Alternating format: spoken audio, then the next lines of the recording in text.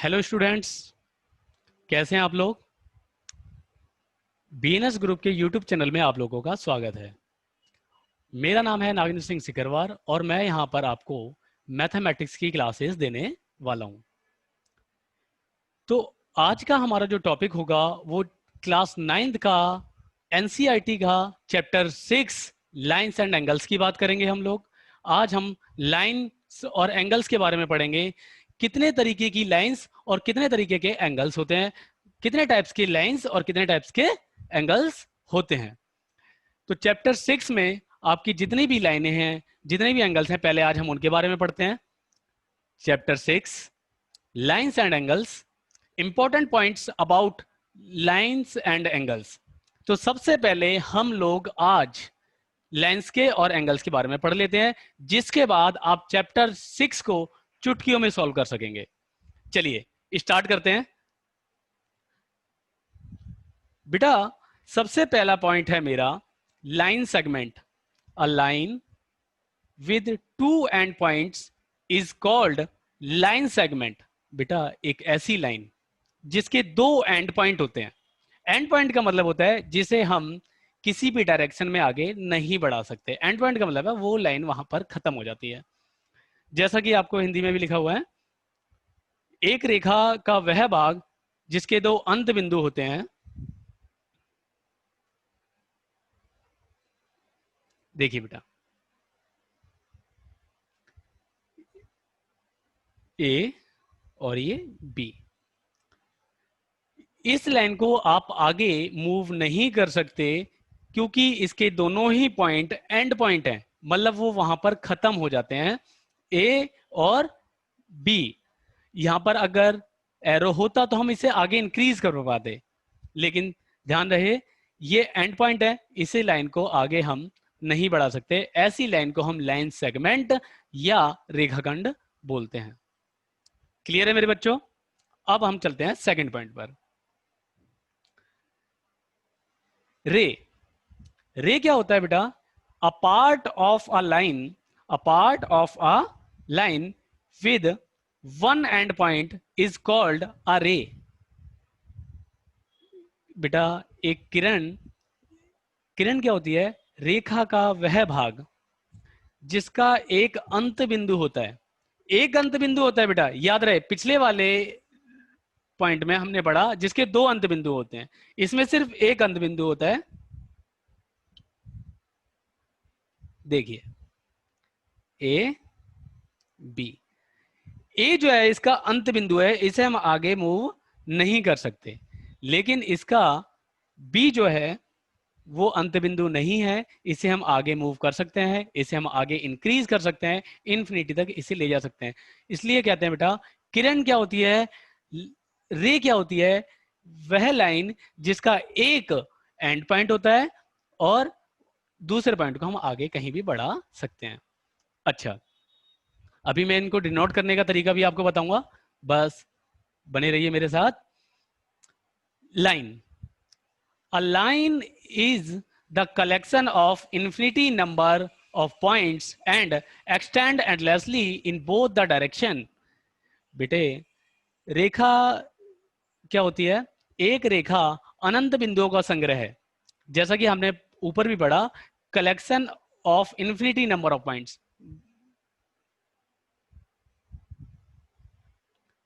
मैंने एक line draw की, ए एंड बी, ये यहां पर यहां पर यहां पर हम कई नंबर्स को, कई पॉइंट्स को रिप्रेजेंट कर सकते हैं। और आप ध्यान दें ए और बी पर एरो लगाया हुआ है मैंने, जिसे आप आगे बोथ डायरेक्शन में कितना भी इंक्रीज कर सकते हैं। देखो मैंने लिखा हुआ है जिसको दोनों दिशाओं में अनंत तक, अनंत तक का मतलब होता है इन्फिनिटी, इन्फिनिटी दोनों डायरेक्शन में आप कहीं तक भी बढ़ा सकते हैं। तो बेटा अगर आपको लाइन को रिप्रेजेंट करना है तो आप ए बी के ऊपर ये साइन देंगे। अगर आपको रे को रिप्रेजेंट करना है तो ए बी के ऊपर ये वाला साइन देंगे, जैसा कि मैंने आपको डेफिनेशंस में लाइन के बारे में जो लिखा हुआ है उनके बारे में दिखाया हुआ है, और ए बी के ऊपर ये साइन देंगे। क्लियर है मेरे बच्चों? तो स्टूडेंट्स अब आगे चलते हैं। इंटरसेक्टिंग लाइन, नाम से पता चलता है इंटरसेक्टिंग लाइंस। इंटरसेक्टिंग लाइंस कौन सी होती हैं? ऐसी लाइंस जो एक दूसरे को कहीं पर किसी एक बिंदु पर इंटरसेक्ट करें। Two lines intersecting each other at a point, ऐसी लाइन जो एक दूसरे को किसी पॉइंट पर इंटरसेक्ट करती हैं उन्हें इंटरसेक्टिंग लाइन बोलते हैं। हिंदी में देखते हैं, प्रतिच्छेदी रेखा, दो रेखाएं जो एक दूसरे को एक बिंदु पर काटती हैं।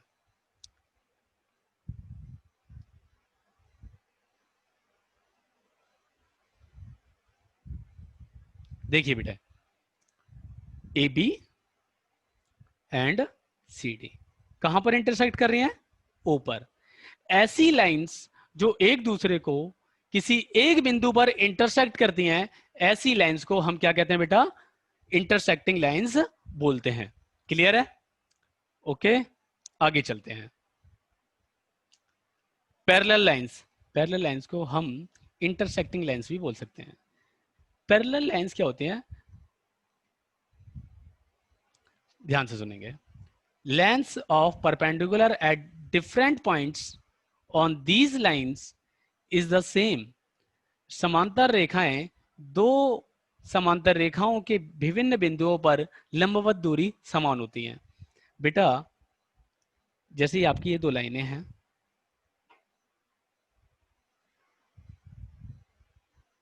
दो लाइनें हैं आपकी A B and C D. अब इन दोनों के बीच का हर जगह पर डिफरेंस सेम होना चाहिए।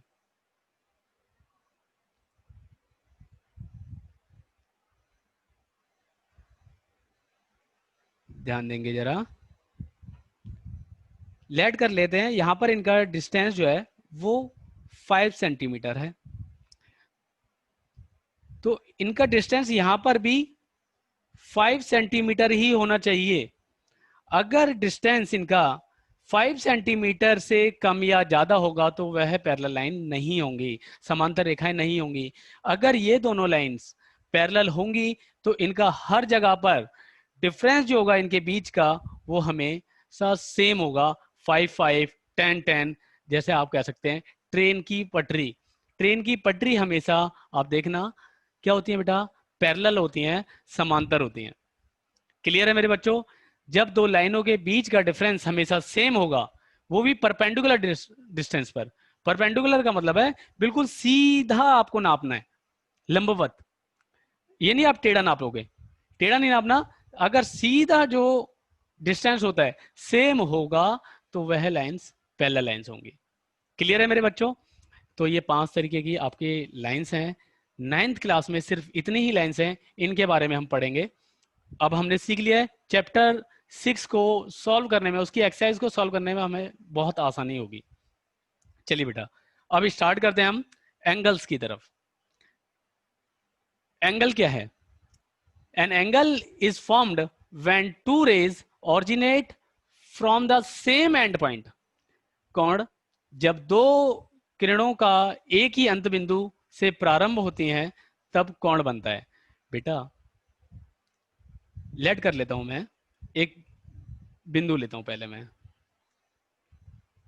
ठीक है बेटा? मैंने ये यहां से इसे दिया,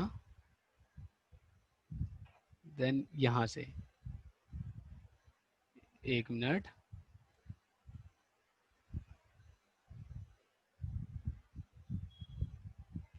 बेटा ओ ए ओ बी। आप देखिए मैंने क्या किया, ओ से ओ ए को ड्रॉ किया, ओ से ओ बी को ड्रॉ किया। एक एंड पॉइंट से जब दो रे निकलती हैं, एक रे ये है आपकी, एक रे ये है, तो एंगल बनता है, एंगल बनता है, कोण बनता है। जब दो रे एक ही एंड पॉइंट है बेटा आपका ओ, एक ही एंड पॉइंट से ऑरिजिनेट यानी प्रारंभ होती हैं, निकलती हैं, तो उसे क्या बेटा? एक एंगल बनता है। क्लियर है मेरे बच्चों? अब हम लोग आगे चलते हैं। राइट एंगल, राइट एंगल एक ऐसा एंगल जिसका माप 90 डिग्री होता है, जो एग्जैक्ट 90 डिग्री का एंगल होता है, ऐसे एंगल को हम राइट एंगल या समकोण बोलते हैं।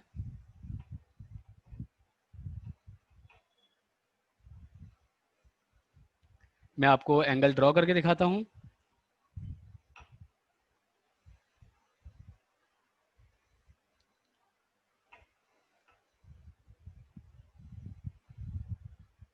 देखिए बेटा, ओ ए एंड बी, ऐसा एंगल जो बिल्कुल स्ट्रेट होता है और 90 डिग्री का, ऐसे एंगल को हम राइट एंगल या समकोण एंगल या समकोण बोलते हैं बेटा।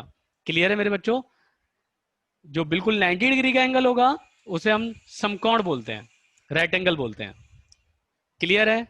अब हम लोग आगे चलते हैं। थर्ड आता है आपका एक्यूट एंगल। एक्यूट एंगल क्या होता है? An angle between 0 to 90 degree, 0 degree से लेकर 90 डिग्री तक के एंगल जो होते हैं उन्हें एक्यूट एंगल यानी न्यून कोण बोला जाता है। और न्यून कोण 0 से 90 डिग्री के बीच का होता है।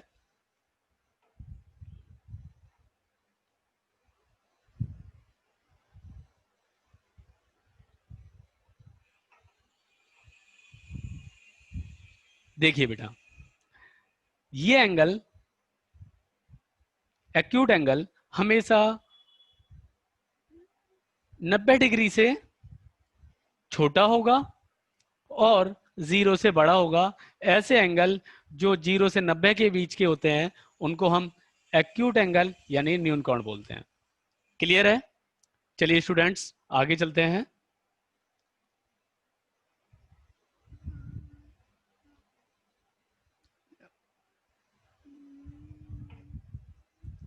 चलिए नेक्स्ट है हमारा ऑब्ट्यूस एंगल। ऑब्ट्यूस एंगल क्या होता है? अधिक कोण। ऐसा एंगल, ऐसा कोण जिसकी माप 90 से ज्यादा होगी लेकिन 180 से कम। 90 से 120 का जो एंगल होता है, 180 के बीच का जो एंगल होता है, 90 से 180 का जो बीच का एंगल होगा, हम ऐसे एंगल को ऑब्ट्यूस यानी अधिक कोण बोलते हैं। मैं आपको एक एंगल बना के दिखाता हूं।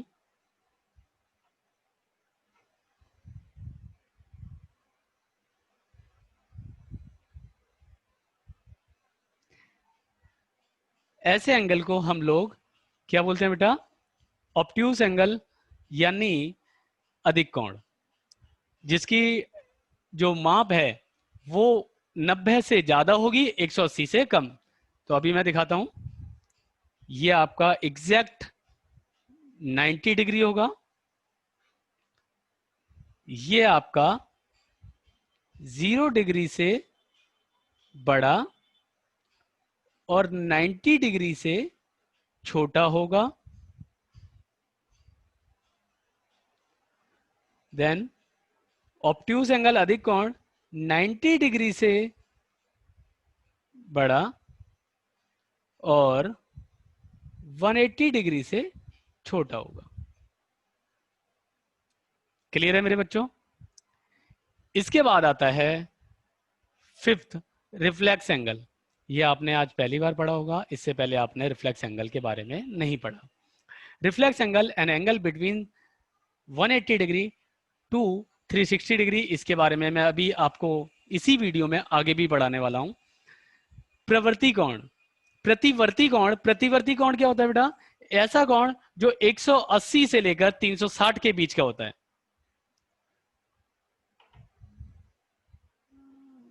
इसके बारे में मैं आपको थोड़ा सा बताता हूं अभी।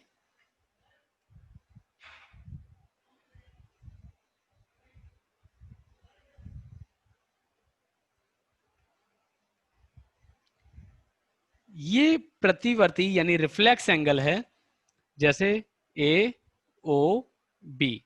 अगर आप बात करेंगे रिफ्लेक्स ए ओ बी, अगर हम ए ओ बी की बात करेंगे तो हम इस एंगल को मापते हैं। और अगर हम ए ओ बी के रिफ्लेक्स की बात करेंगे तो हम इसको मेजर करते हैं। तो हमेशा ये एंगल आपका 180 डिग्री से बड़ा होगा और 360 डिग्री से छोटा होगा।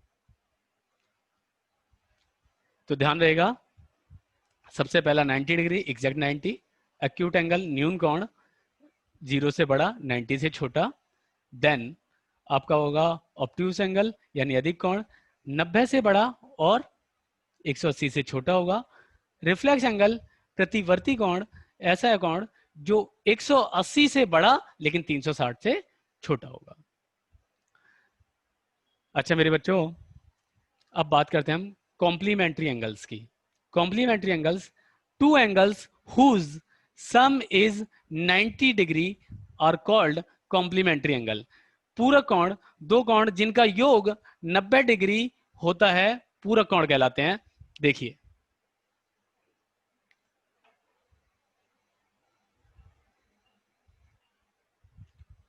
जैसे ये दोनों 90 हैं,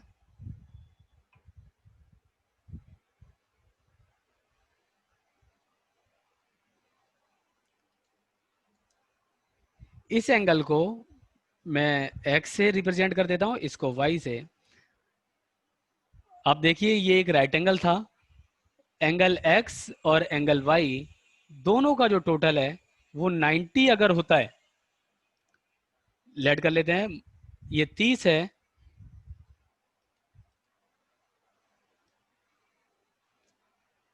थोड़ा कम कर लेते हैं, और ये 60 90। ऐसे दो एंगल जिनका टोटल 90 होगा वो कॉम्प्लीमेंट्री एंगल होते हैं बेटा, यानी पूरक कोण। क्लियर है मेरे बच्चों? स्टूडेंट्स अब आगे की तरफ चलते हैं। Supplementary angles, who two angles whose sum is 180 degree are called supplementary angles. संपूरक कोण, दो कोण जिनका योग 180 डिग्री होता है। कितना होता है? 180 डिग्री। 180 डिग्री जिन एंगल्स का टोटल होगा वो संपूरक कोण कहलाते हैं। जैसे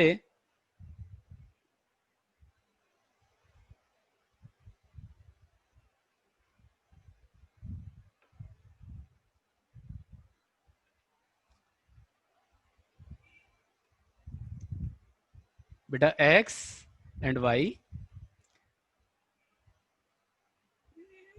देखिए बेटा एक लाइन है, अगर जिन दोनों एंगल्स का टोटल जो होगा x और y 180 डिग्री होना चाहिए, अगर दोनों एंगल का टोटल 180 डिग्री होता है तो सप्लीमेंट्री एंगल्स यानी संपूरक कोण कहलाते हैं। क्लियर है मेरे बच्चों? जैसे 75 105 180 डिग्री, ये सप्लीमेंट्री एंगल्स यानी संपूरक कोण। तो अभी दोबारा से एक बार पढ़ते हैं। कॉम्प्लीमेंट्री एंगल, जब दो एंगल का टोटल 90 होगा तो कॉम्प्लीमेंट्री यानी पूरक कोण। जब दो एंगल का टोटल 180 डिग्री आएगा यानी संपूरक कोण यानी सप्लीमेंट्री एंगल्स। एडजेसेंट एंगल यानी आसन कोण क्या होता है? If two angle have common arm, if two angles have common arm and vertex are called adjacent angle. आसन कोण जिन दो कोणों में भुजा और शीर्ष उभयनिष्ठ होता है आसन कोण कहलाते हैं। देखिए जरा,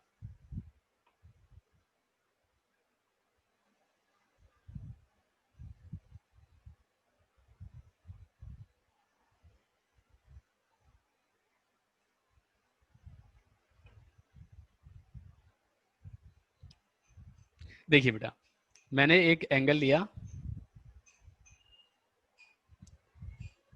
और इसमें एक रे और डाली, ओ ए बी सी। अब यहां पर आपके दो एंगल बनते हैं, angle A O B and angle B O C, A O B और बी ओ सी। अब आप गौर कीजिए, एंगल ए ओ बी यानी X, angle B O C यानी वाई, कॉमन आर्म जो है आपकी OB है। आपकी कॉमन आर्म जो है बेटा वो क्या है? OB।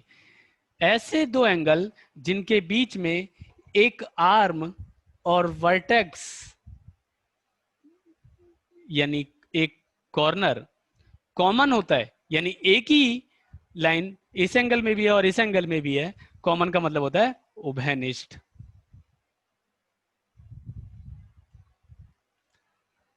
अगर एक ही लाइन दो एंगल्स में आती है तो उन एंगल्स को हम एडजस्टेंट एंगल बोलते हैं। क्लियर है मेरे बच्चों? स्टूडेंट्स क्लियर है? अब हम लोग आगे चलते हैं। चलिए सबसे पहले बात करते हैं वो लीनियर पेयर की। लीनियर पेयर रेखिक युग्म।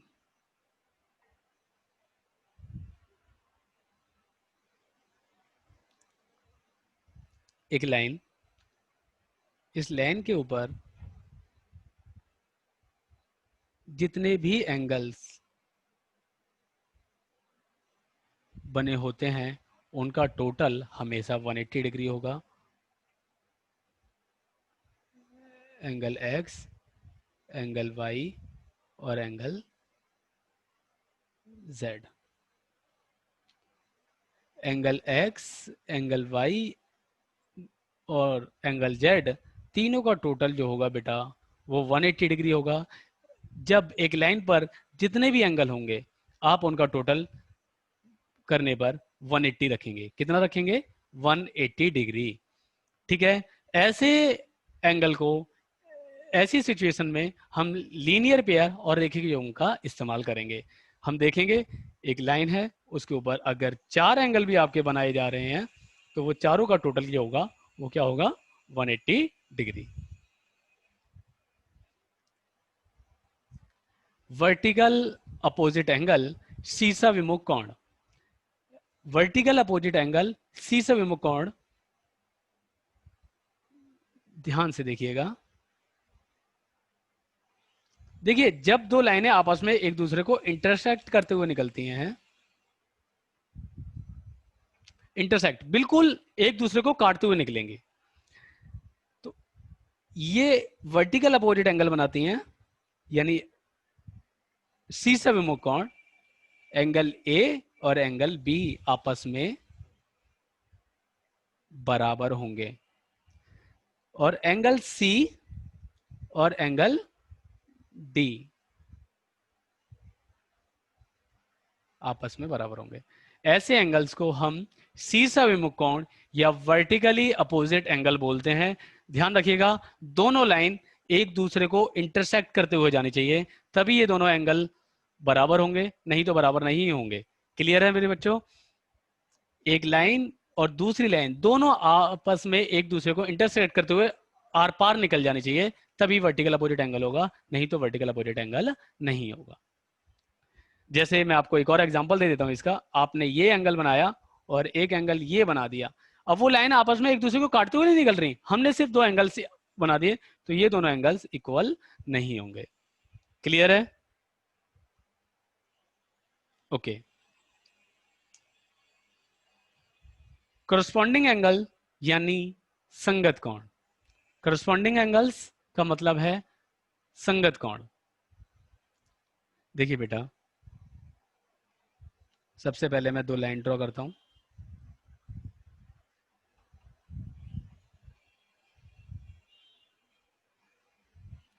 और इसमें एक इंटरसेक्टिंग लाइन डालता हूं, इसको नाम देते हैं एल और इसका एम। सबसे पहली बात, संगत कोण और करस्पॉन्डिंग एंगल्स के लिए दोनों लाइनों का पैरेलल होना बहुत जरूरी है। तो एल और एम दोनों आपस में पैरेलल लाइंस होनी चाहिए, इसको नाम देते हैं हम एन। देखिए बेटा जब दो पैरेलल लाइन को एक लाइन काटते हुए निकलती है, जब दो पैरेलल लाइन को एक लाइन काटते हुए निकलती है तो करस्पॉन्डिंग एंगल्स बनाती है। करस्पॉन्डिंग एंगल्स कौन से होते हैं बात करते हैं। पहले मैं नंबर देता हूं, एंगल 1, 2, 3 और 4। एंगल 1 जो है बेटे वो एंगल 5 के इक्वल होगा। बेटा ध्यान रहे, सेम सिचुएशन वाला एंगल लेना है, सेम पोजीशन वाला एंगल लेना है। जो पहली लाइन के जहां पर है, जो पोजीशन उसकी पहली लाइन के साथ है, वही पोजीशन उसकी नीचे वाली लाइन के साथ होनी चाहिए। तो एंगल फर्स्ट और एंगल 5 दोनों बराबर होंगे। एंगल सेकंड, और इसको नाम दे देते हैं हम एंगल 6। एंगल सेकंड और एंगल 6 दोनों बराबर होंगे। एंगल थर्ड और एंगल 7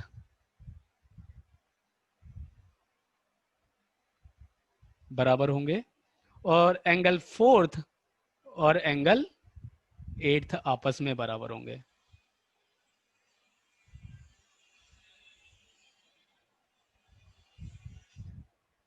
ध्यान दीजिएगा बेटा, सेम सिचुएशन वाला आपको एंगल लेना है। जो सिचुएशन उसकी फर्स्ट वाली लाइन के साथ है, वही सिचुएशन उसकी सेकंड वाली लाइन के साथ होनी चाहिए। जैसे एंगल 1 5 के इक्वल है, एंगल सेकंड 6 के, एंगल थर्ड 7 के और एंगल फोर्थ 8 के। ऐसे एंगल्स को हम करस्पॉन्डिंग एंगल्स यानी संगत कोण बोलते हैं। क्लियर है? तो स्टूडेंट्स आगे चलते हैं। Alternate angle. अल्टरनेट एंगल में बेटा दो एंगल होते हैं, अल्टरनेट इंटीरियर यानी आंतरिक और अल्टरनेट एक्सटीरियर यानी बाह्य। चलिए पहले मैं फिगर बना देता हूं।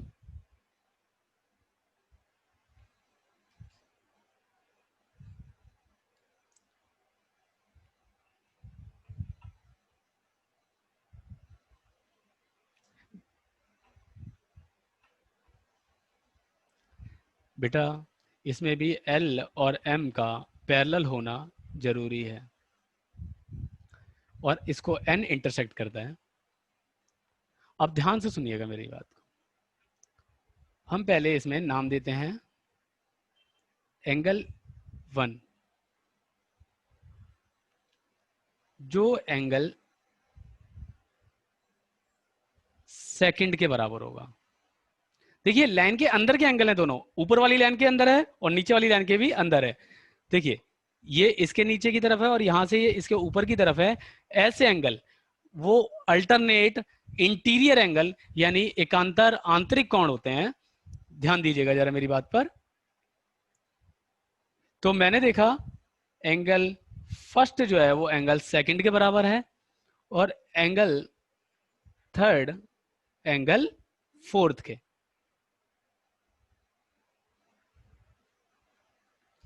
ऐसे एंगल्स जो अंदर हैं, लेकिन सिचुएशन देखना बेटा, एंगल 1 एंगल 2 के, एंगल 3 एंगल 4 के। सिचुएशन कुछ इस तरीके से, ये वाला एंगल इस एंगल के बराबर होगा और ये वाला एंगल इस एंगल के। ये है अल्टरनेट इंटीरियर एंगल। अब बात करते हैं हम एंगल फिफ्थ आपका एंगल 6 के बराबर होगा, जिसे हम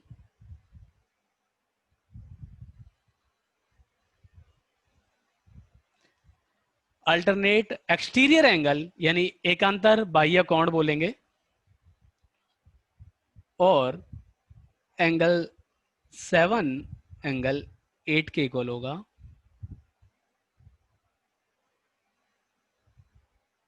बेटा याद रहे, जो दोनों पैरेलल लाइन के बीच के, जो दोनों पैरेलल लाइन के बीच का अंदर के हैं उन्हें अल्टरनेट इंटीरियर एंगल, जो दोनों पैरेलल लाइन के बाहर के एंगल हैं अल्टरनेट एक्सटीरियर एंगल बोलेंगे।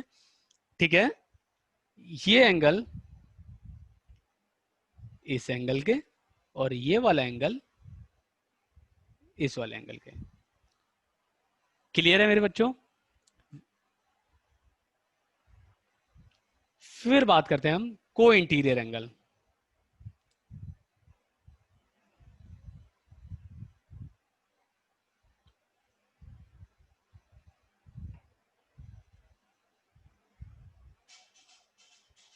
को इंटीरियर एंगल्स क्या होता है बेटा? सबसे पहले इसमें भी एल और एम का पैरेलल होना जरूरी है और एन इसको इंटरसेक्ट करते हुए जाते हैं। को इंटीरियर एंगल यानी अंतः कोण बोलते हैं हम इन्हें बेटा, एंगल फर्स्ट और एंगल सेकंड को इंटीरियर एंगल हैं, जिनका टोटल अगर आप देखोगे तो वो 180 डिग्री होगा। Same as angle third and angle fourth का टोटल भी 180 डिग्री होगा। ऐसे एंगल्स को इंटीरियर एंगल्स यानी अंतःकोण कहलाते हैं। ध्यान रहेगा बेटा, दोनों लाइन के जो दो लाइनें हैं उनके एक तरफ के एंगल का टोटल हमेशा 180 डिग्री होगा, इन दोनों का और इन दोनों का। चलिए बच्चों आगे चलते हैं। रिफ्लेक्स एंगल, रिफ्लेक्स एंगल के बारे में हमने पहले भी पढ़ा, दोबारा पढ़ते हैं।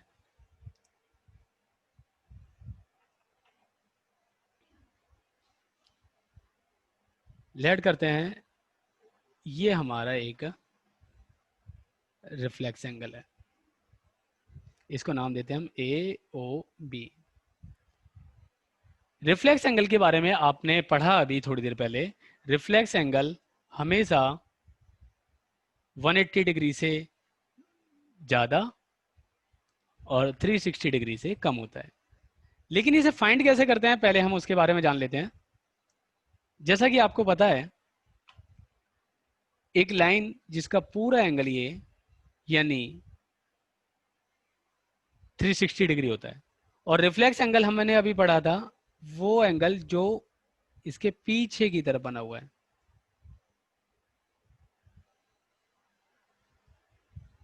पीछे की तरफ, ये हमें निकालना है। तो हमें पता है बेटा, रिफ्लेक्स एंगल निकालने के लिए हम क्या करेंगे,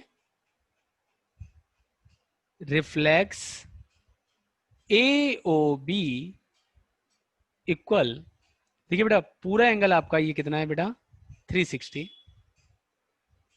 इसमें से हम उसी एंगल को माइनस कर लेते हैं। यानी आप पीछे वाला एंगल निकालने के लिए आगे वाले एंगल, पूरे एंगल में से ये एंगल माइनस कर दो, तो आपका जो एंगल आएगा वो reflex angle A O B होगा। ठीक है बेटा, आपको रिफ्लेक्स ए ओ बी लिखना कंपलसरी है।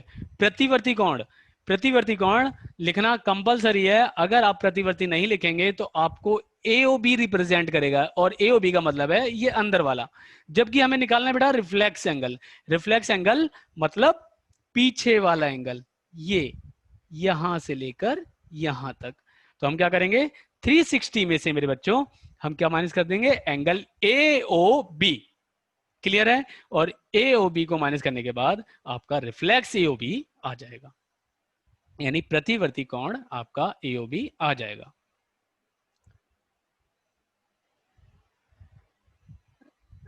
An exterior angle is equal to sum of two interior angles of a triangle. एक बाह्य कोण त्रिभुज के दो अंतः कोणों के योग के बराबर होता है। त्रिभुज यहां पर गलत है, मैं उसे सही कर देता हूं। त्रिभुज, चलिए मैं आपको इसके बारे में बताता हूं थोड़ा सा। जैसे ये आपका एक ट्रायंगल है,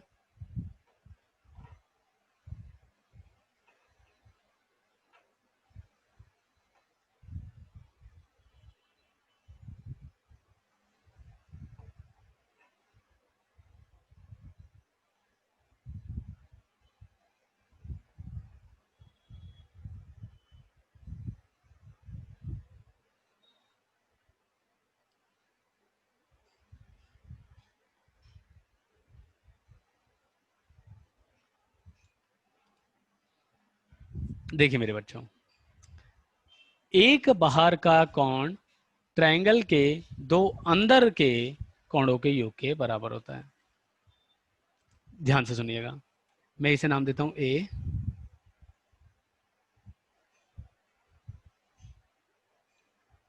ए बी और सी। और बाहर के एंगल्स को नाम देता हूं मैं एम, एन एंड पी। ध्यान दीजिएगा, एंगल पी एक बाहर का एंगल है और वो अंदर के दो एंगल्स के बराबर है। अब कौन से दो एंगल्स के बराबर है, ध्यान दीजिएगा, पी के साथ वाले एंगल्स को छोड़ दो। पी के साथ वाला एंगल है आपका सी, सी को छोड़ दो तो बचा क्या, angle A plus angle B. जो एंगल आपका पी है वो एंगल ए और बी के बराबर होगा। फिर बात करते हैं हम लोग एंगल एन की। एंगल एन के साथ कौन सा एंगल है, एन के साथ है आपका बी, इसे छोड़ दो और वो बाकी दो बच्चे के साथ होगा ए प्लस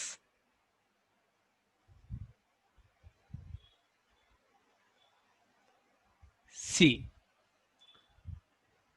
फिर स्टार्ट करते हैं लास्ट, एंगल एम जो होगा, एंगल एम जो होगा वो उसके साथ वाले एंगल को छोड़कर यानी ए को छोड़ करके बचे हुए दो एंगल के बराबर होगा, एंगल बी और एंगल सी।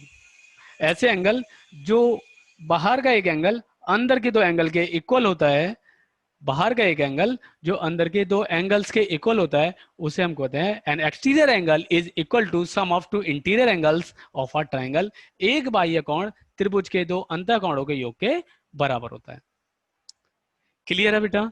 आपके 9th क्लास स्टैंडर्ड में लेंस एंगल्स 6 चैप्टर में सिर्फ इतने ही टॉपिक्स आने वाले हैं। अगर आपने इन्हें अच्छे से लर्न कर लिया तो आपको चैप्टर 6 करने में जरा सी भी परेशानी नहीं होगी।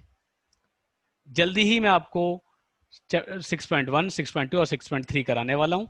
आप इस वीडियो को 2, 3, 4 बार देखिए, अच्छे से समझिए। अगर आपको कोई भी क्वेरी आती है, कोई भी डाउट आता है, तो आप